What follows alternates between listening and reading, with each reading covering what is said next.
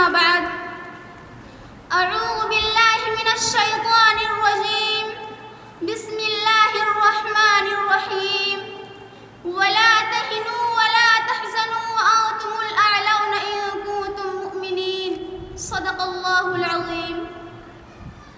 جدا بدن سے ہرگز نئے پیرہن ہوں گے، وطن کے ہوتے ہوئے بھی اب نہ ہم بے وطن ہوں گے.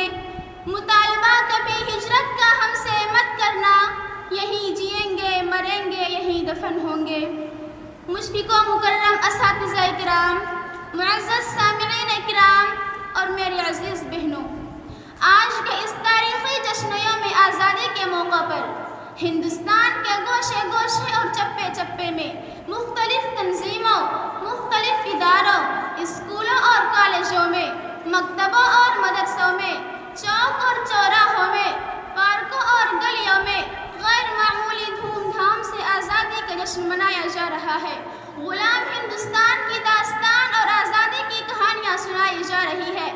آج وہی وطن جہاں چشتی نے پیغام حق سنایا تھا، آج وہی وطن جہاں نانک نے وحدت کا گیت گایا تھا، آج وہی وطن جہاں پیار و محبت کے پھول کھلتے تھے، آج وہی وطن جہاں اتحاد و اتفاق کی ہوائیں چلتی تھی، آج وہی وطن جہاں عدل و انصاف، اخوت و مساوات کے ترانے گونجتے تھے، آج وہی وطن جہاں شجاعت و بصالت، جود و سخاوت کا غلغلہ اٹھتا تھا، آج وہی وطن جس کے نیلے نیلے ساگر اور اونچے اونچے پروت کو دیکھ کر کسی شاعر نے بڑے فخر سے کہا تھا، اونچے اونچے پروت اس کے نیلے نیلے ساگر، اونچے اونچے پروت اس کے نیلے نیلے ساگر، دھرتی جیسے پھوٹ بہی ہو دودھ کی کچی گاگر.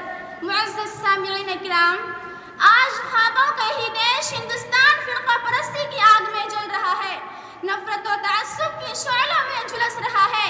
ہندو مسلم فسادات میں بہنے والے معصوم انسانوں کے ناحق خون سے سرزمین ہند لالہزار ہو رہی ہے. جہاں پیار و محبت کے پھول کھلتے تھے، وہاں اب بموں کے دھماکے ہو رہے ہیں. جہاں حضرت مولانا محمود الحسن دیوبندی، شیخ الاسلام حضرت مولانا حسین احمد مدنی، حضرت مولانا ابوالکلام آزاد، شہید اسماعیل اور ٹیپو سلطان جیسے سپوت جنم لیتے تھے، اب اسی دیش میں فرقہ پرست پیدا ہو رہے ہیں. میری پیاری بہنوں، جہاں گیان و دھیان کے شوقین سادھو امن و محبت کا پیغام سناتے تھے، اب اسی دیش میں فرقہ پرست سادھوؤں، سنتوں کو فرقہ پرست نفرت و عداوت کے پرچار کے لیے استعمال کر رہے ہیں. جو ہندی کنیائیں ہندوستان کی عصمت و عفت، شرم و حیا اور پاک دامنی کی علامت تھی، آج وہ مسلمانوں کے خلاف زہر اگل رہی ہے. جو بہن بھائی کے پیار کی نشانی تھی، آج مذہب کے نام پر ایک ہی دیش کے کروڑوں بھائیوں کے خلاف دوسرے بھائیوں کو بھڑکا رہے ہیں. جن دیش بھکتوں نے بھارت کی وحدت و سالمیت کے لیے، ہندو مسلم ایکتا اور قومی یکجہتی کے لیے اپنی اپنی جانیں قربان کی تھی، آج انہی کا نام لینے والے، وطن پرستی کا دعویٰ کرنے والے افراد دہشت گردی اور فرقہ پرستی کے رجحانات کو ہوا دے رہے ہیں.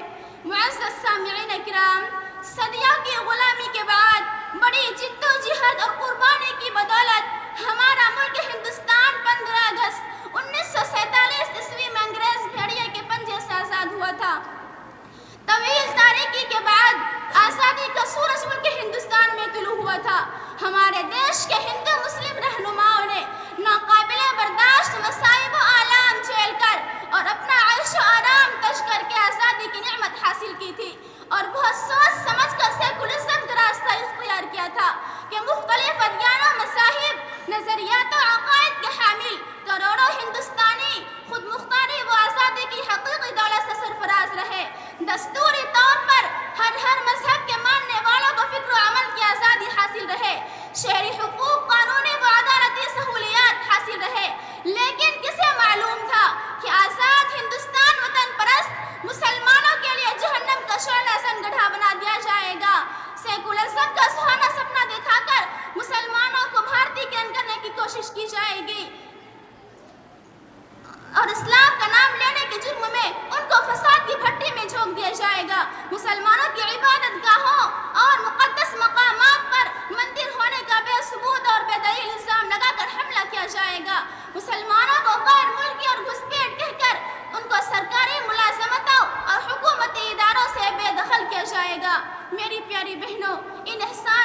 خاموشوں نے تمہاری قربانیاں بھلا دی ہے.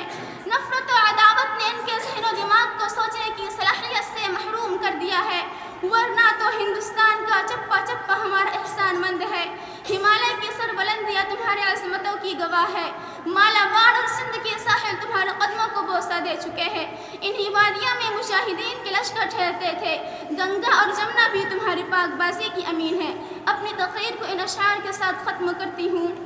پہلے یہ طے کرو کہ وفادار کون ہے، پھر وقت بتائے گا کہ غدار کون ہے.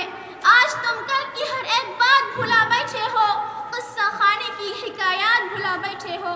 وما علینا الا البلاغ. السلام علیکم ورحمۃ اللہ وبرکاتہ.